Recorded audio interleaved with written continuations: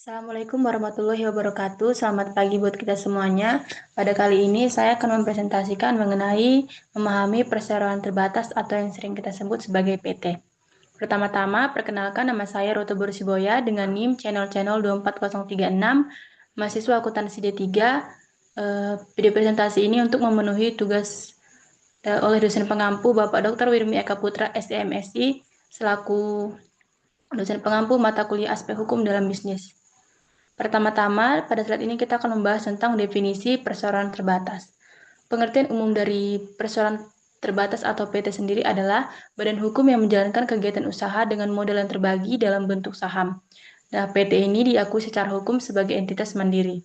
Kemudian ada tanggung jawab terbatas di mana karakteristik utama PT yaitu hanya bertanggung jawab sebatas nilai modal yang disetorkan ke perusahaan. Nah, PT sebagai badan hukum sendiri yaitu entitas terpisah dan berbeda dari pemilik, sehingga memiliki kekayaan sendiri yang terlepas dari pribadi pemegang saham dan dapat menggugat dan digugat di hadapan pengadilan. Nah, PT sendiri itu terbagi menjadi modal, yaitu modal dari saham, yakni modal dasar PT terbagi dalam saham yang diperjualbelikan, sehingga memungkinkan adanya perubahan kepemilikan tanpa membubarkan perusahaan. Kemudian, PT sendiri mempunyai pengecualian tanggung jawab, yaitu terbatas dapat dikesampingkan dalam kasus tertentu seperti penipuan atau pelanggaran hukum yang serius.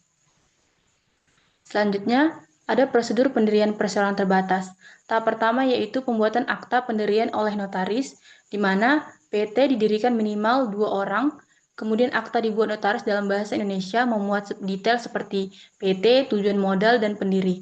Kemudian tahap kedua itu adalah pengesahan oleh Menteri Hukum dan HAM, di mana permohonan badan hukum diajukan melalui SABH dan berstatus badan hukum setelah didaftarkan dan menerima sertifikat. Kemudian yang ketiga, pendaftaran perseroan, yaitu pendaftaran melalui elektronik via OSS, mengisi data perusahaan seperti nama, NIK, alamat, bidang usaha, lokasi, modal, dan NPWP. Kemudian adanya yang keempat, pengumuman dalam berita negeri RI. Jadi setelah SK pengesahan Kemenhukam diumumkan di BNTBN, ini informasi resmi dan tanda pengesahan Badan Hukum PT. Jadi, prosedur pendirian perseroan terbatas itu bertujuan untuk memastikan legalitas dan fondasi hukum yang kuat untuk pengembangan bisnis sesuai peraturan yang berlaku. Kemudian ada modal dalam perseroan terbatas, yaitu pertama ada modal dasar, yaitu merupakan jumlah nilai modal saham yang dapat diterbitkan oleh PT, tercantum dalam akta pendirian dan merupakan plafon maksimal modal. Yang kedua yaitu modal ditempatkan dan disetor. Modal ditempatkan adalah bagian dari modal dasar yang disanggupi pemegang saham, sedangkan disetor adalah yang telah dibayarkan. Jadi adanya komitmen dan realisasi. Kemudian yang ketiga itu ada bentuk penyetoran modal, yakni dalam bentuk uang tunai atau non-kas, misalnya barang atau merek dagang sesuai kesepakatan. Dan yang keempat, adanya penilaian modal non-kas, yaitu diperlukan penilaian oleh ahli independen dan pembuatan akta inbereng sesuai sebagai bukti sah. Kemudian yang kelima, adanya ketentuan penambahan modal, yaitu sesuai anggaran dasar dan peraturan yang berlaku untuk menunggu pengembangan usaha. Jadi, untuk memahami struktur modal adalah kunci keberlanjutan dan fleksibilitas finansial PT. Kemudian kita membahas saham dalam perseroan terbatas. Pertama ada klasifikasi saham. Umumnya saham terbagi menjadi dua, yaitu saham biasa dan saham preferen. Saham biasa itu memiliki hak suara penuh dan dividennya bervariasi, sedangkan saham preferen itu memiliki prioritas dividen dan hak suaranya terbatas. Kemudian ada hak-hak pemegang saham. Ada hak suara dalam RUPS, hak atas dividen, hak memperoleh informasi, dan hak memeriksa manajemen. Sedangkan ada hak suara dan dividen juga. Hak suara itu berbanding lurus dengan jumlah saham, sedangkan dividen pembagian keuntungan perusahaan. Kemudian ada saham atas nama, ini tuh terdiri dari identitas pemilik tercatat resmi dan memudahkan pelacakan dan transfer kepemilikan. Kemudian kita akan membahas Rapat Umum Pemegang Saham atau RUPS, yang dimana di sini tuh organ tertinggi dan forum pengambilan keputusan penting bagi pemegang saham. Wewenang dari RUPS sendiri yaitu yang pertama memutuskan hal di luar direksi atau dewan komisaris, memperoleh keterangan dari direksi atau komisaris, mengubah anggaran, menyetujui perubahan dan menetapkan pembagian tugas direksi. Yang kedua jenisnya itu ada RUPST dan RUPSLB, yaitu RUPST mengesahkan laporan tahunan dan keuangan, sedangkan RUPSLB keputusan mendesak. Kemudian yang ketiga itu ada prosedur penyelenggaraan, yaitu yang pertama panggilan RUPS secara resmi, kemudian yang kedua penetapan mata acara rapat, pelaksanaan rapat dan pembahasan dan pengambilan keputusan dan hasil rapat. Dan yang keempat ada permintaan penyelenggaraan, yaitu RUPS dapat diselenggarakan atas permintaan pihak yang berkepentingan sesuai dengan ketentuan perundang-undangan dan anggaran dasar perusahaan. Kemudian kita membahas di bawahnya yaitu ada Dewan Komisaris. Dewan Komisaris sendiri adalah organ perseorangan yang bertugas melakukan pengawasan dan memberi nasihat kepada direksi dalam perseorangan terbatas atau PT.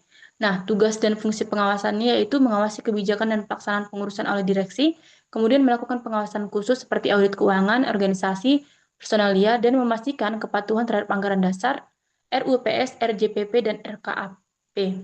Nah, kemudian juga dia itu sebagai pemberi nasihat, jadi memberikan masukan dan nasihat strategis kepada direksi demi kepentingan perusahaan. Dan juga memiliki tanggung jawab anggota, yaitu bertindak dengan itikat baik, penuh tanggung jawab dan hati-hati, dan bertanggung jawab penuh secara renteng atas kerugian akibat kelalaian dan menghindari benturan kepentingan pribadi. Jenis komisaris itu ada komisaris independen untuk menjaga objektivitas pengawasan. Syarat pengangkatan dari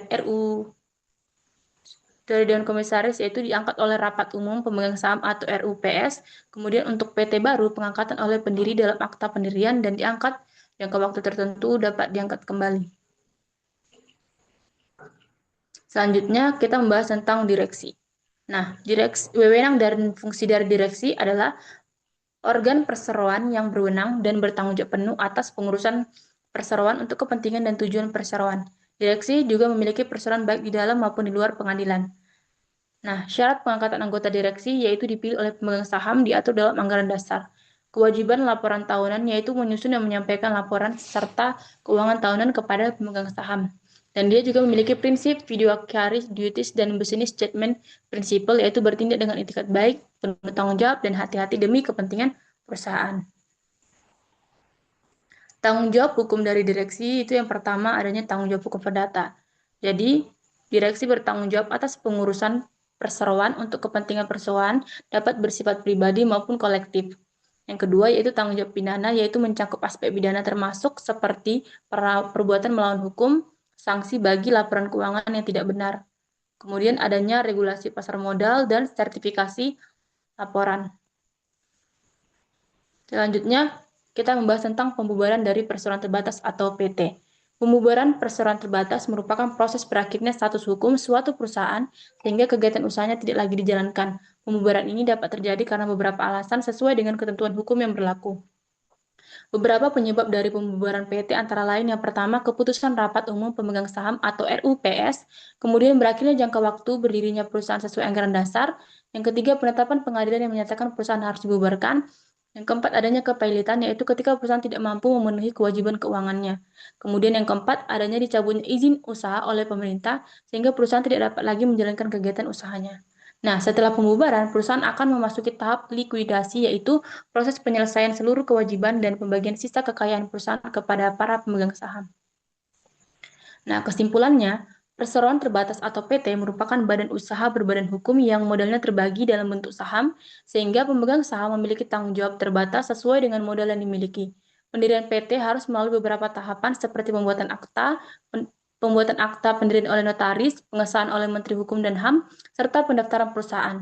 Dalam pengelolaannya, PT memiliki 3 organ utama yaitu RUPS, Dewan Komisaris, dan Direksi yang berperan dalam pengambilan keputusan, pengawasan, dan pengelolaan perusahaan. Dengan adanya pengaturan tersebut, PT dapat menjalankan kegiatan usaha secara teratur dan memiliki kepastian hukum dalam operasionalnya. Sekian dari sesi presentasi saya. Mohon maaf apabila ada kata yang salah. Saya tutup. Terima kasih.